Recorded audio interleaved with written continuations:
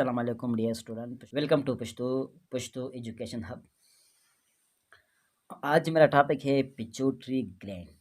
Pituitary gland में हम पढ़ाएंगे इसका स्ट्रक्चर कैसा है, इसकी कितनी पार्ट्स है और ये कौन कौन से हार्मोन सिक्रीट करता है और इसके अलावा ये कौन कौन से दूसरे ग्लैंड को रेगुलेट करता है। आपको पता है कि pituitary gland is a master gland, क्योंकि ये दूसरे हार्मोन्स को, ये दूसरे ग्लैंड्स को रेगुलेट करता है। लेकिन ये पिट्यूटरी ग्लैंड खुद हाइपोथैलेमस कंट्रोल करता है, ये हाइपोथैलेमस के कंट्रोल में होता है। पिट्यूटरी ग्लैंड के टू पार्ट्स है, एक एड्रीनो हाइपोपाइसिस और दूसरा नैरो हाइपोपाइसिस। एड्रीनो हाइपोपाइसिस में खुद 3 पार्ट पर मुश्तमिल है। एड्रीनो हाइपोपाइसिस खुद 3 पार्ट पर मुश्तमिल है। ए पर्स डिस्टेलस, पर्स ट्यूबुलरस और पर्स इंटरमीडिएट। ये पर्स डिस्टेलस और पर्स ट्यूबुलरस इकट्ठे होकर it form interior lobe of pituitary gland, और pars intermediate formed middle lobe of pituitary gland, right. और neurohypophysis developed from the extension of hypothalamus। ये hypothalamus के extension से बन चुका है, और आपको पता है कि वो क्या चीज़ है, वो एक्सोन है। It is one parts is called pars nervosa, it form posterior lobe of pituitary gland. अभी पिट्यूटरी ग्लैंड के 2 पार्ट्स यानी 3 पार्ट्स हो गए, इंटीरियर लोब, मिडल लोब और पोस्टीरियर लोब। अभी आते हैं इसकी स्ट्रक्चर की तरफ। It is the structure of pituitary gland. This is the first यानी anterior lobe of pituitary gland. ये पिट्यूटरी ग्लैंड के एंटीरियर लोब है, और ये पिट्यूटरी ग्लैंड के मिडल लोब है, छोटा सा जो आपको दिखाई दे रहा है, और ये पिट्यूटरी ग्लैंड के पोस्टीरियर लोब है। अभी आते हैं एंटीरियर लोब में, ये एक ब्लड वेजल्स यहाँ पर आकर एक ब्लड कैपिलरी में डिवाइड हो जाते हैं, और इस ब्लड कैपिलरी को first set of blood capillary कहते हैं। और ये जो आपको दिखाई दे रहा है, ये हाइपोथैलेमस है, और ये हाइपोथैलेमस के नर्वस सिक्रीट सेल है, और ये नर्वस हार्मोन सिक्रीट करता है, और ये उसके एक्सोन है, और ये एक्सोन के जरिए ये फर्स्ट सेट ऑफ कैपिलरी में पहुंच जाता है। यहाँ पर ये कैपिलरी रीजॉइन होकर एक वेन बनाता है, और इस वेन को हाइपोपाइसल पोर्टर वेन कहते हैं। पोर्टर वेन उसको कहते हैं जो दोबारा ब्लड कैपिलरी में डिवाइड हो जाता है, और यहाँ पर आकर ये दोबारा ब्लड कैपिलरी में डिवाइड हो जाता है, और इसको कहते हैं second set of blood capillary, और फिर यहाँ से बाहर निकल कर ब्लड स्ट्रीम में शामिल हो जाता है। जब कोई हार्मोन्स इंटीरियर लोब सिक्रीट करता है, तो इसके लिए सबसे पहले नर्वस यानी हाइपोथैलेमस उसके लिए रिलीजिंग फैक्टर या इनहिबिटरी फैक्टर सिक्रेट करता है। फॉर एग्जांपल यहाँ पर मैंने एक मिसाल के तौर पर थायराइड स्टिमुलेटिंग हार्मोन्स का एक मिसाल पेश किया। ये एक यहाँ पर बॉडी को थायराइड स्टिमुलेटिंग हार्मोन चाहिए, तो सबसे पहले hypothalamus thyroid stimulating hormone releasing factor secret करेगा, जो यहाँ पर फर्स्ट सेट ऑफ ब्लड की कैपिलरी रिसीव करेगा, यहाँ से होता हुआ यहाँ पर आएगा, फिर यहाँ से ये thyroid stimulating hormone releasing factor यहाँ से डिफ्यूज़ होकर इंटीरियर लोब तक पहुँच जाएगा। इंटीरियर लोब में पहुंचने के बाद ये इंटीरियर लोब को स्टिमुलेट करके interior lobe thyroid stimulating hormone को रिलीज करके इस second set of blood capillary में डिफ्यूज़ करेगा, फिर यहाँ से ये ब्लड स्ट्रीम में पहुंच जाएगा। ये सेकंड, ये मिडल पार्ट, और ये posterior lobe of pituitary gland है। ये भी हाइपोथैलेमस है, या ये उसके लॉन्ग एक्सोन है, और ये हाइपोथैलेमस यहाँ पर 2 हार्मोन सिक्रेट करता है, ऑक्सीटोसिन और एडीएच। ये 2 हार्मोन हाइपोथैलेमस सिक्रेट करके इसी एक्सोन में स्टोर करता है, और जब बॉडी को रिक्वायर होती है तो फिर इसी के ज़रिए ब्लड स्ट्रीम में शामिल हो जाता है और बॉडी तक पहुंच जाता है। हार्मोन ऑफ एड्रीनल हाइपोपाइसिस, यानी इंटीरियर लोब के जितने भी हार्मोन हैं, और वो इंटीरियर लोब के कौन कौन से हार्मोन हैं, यानी एड्रीनल हाइपोपाइसिस या interior lobe of pituitary gland.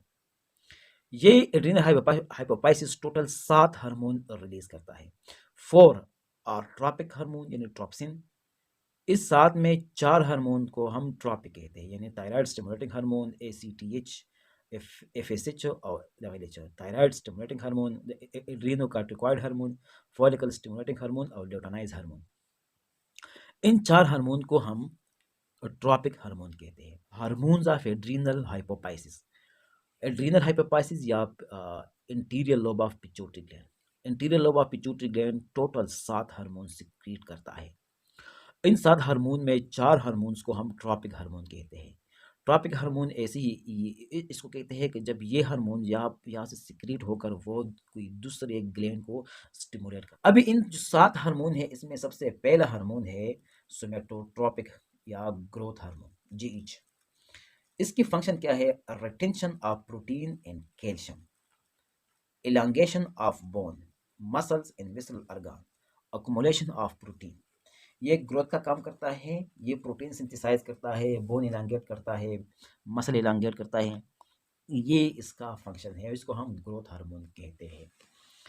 अब आते हैं इसकी हाइपोसिक्रीशन, इसमें जो डिफेक्ट होती है जब इसकी हार्मोन अपनी नॉर्मल लेवल से कम सिक्रीट होता है तो फिर क्या हो जाता है? अगर हाइपोसिक्रीशन अर्ली स्टेज में हो तो ये एक डिफेक्ट काज करता है, इसको ड्वार्फिज्म कहते हैं। अगर ये हाइपोसिक्रीशन मिडिल स्टेज में शुरू हो जाती है तो फिर ये वीक्रोमेक्रिया यानी short hand and abnormal size of the body cause करता है। ड्वार्फिज्म आप जानते हैं कि उसका बच्चे का कद छोटा रह जाता है, फिर उसकी ग्रोथ नहीं होती। अगर ये मिडिल स्टेज में हो तो फिर इसके हैंड शार्ट रह जाते हैं और इसकी साइज नॉर्मल हो जाती है। अभी चलते हैं इसकी हाइपर सिक्रीशन की तरफ। अगर इसका सिक्रीशन अपनी नॉर्मल से ज़्यादा हो, अगर ये चाइल्ड में हो तो फिर गिगेंटिज्म काज करता है, लॉन्ग बोन फिर लंबा चौड़ा आदमी बन जाता है। अगर ये मिडिल स्टेज में हाइपोसिक्रीशन शुरू हो जाता है तो हिक्रोडीमिया,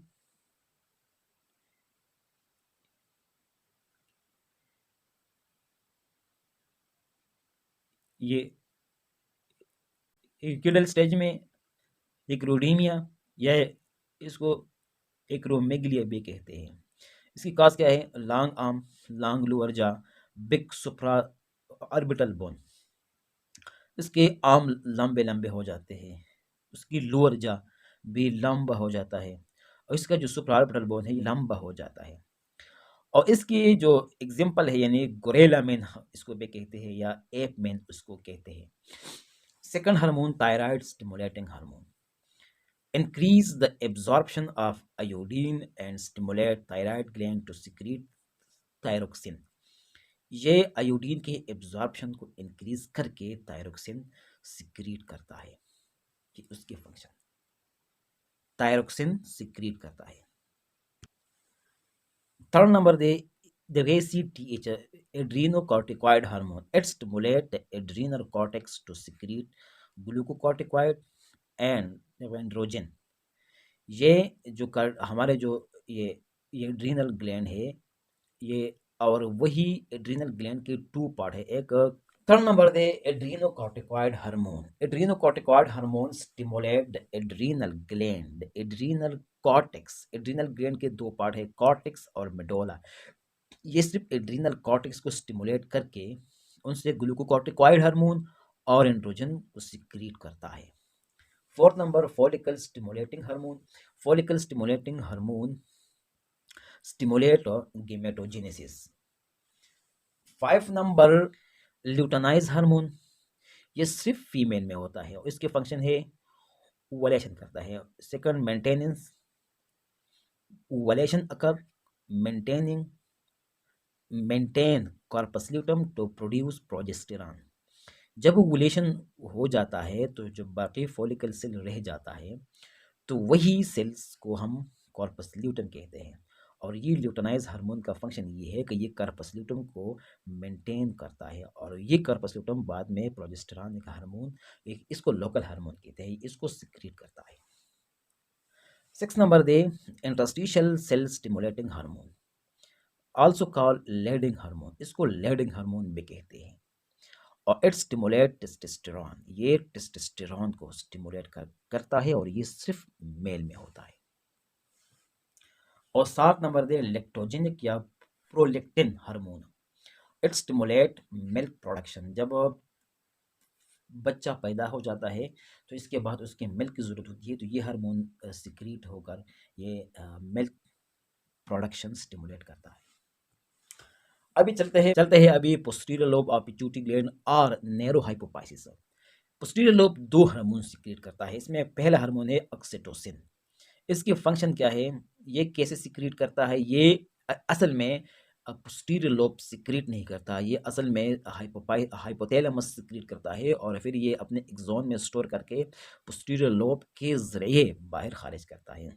function of oxytocin stimulate the contraction of uterine muscle.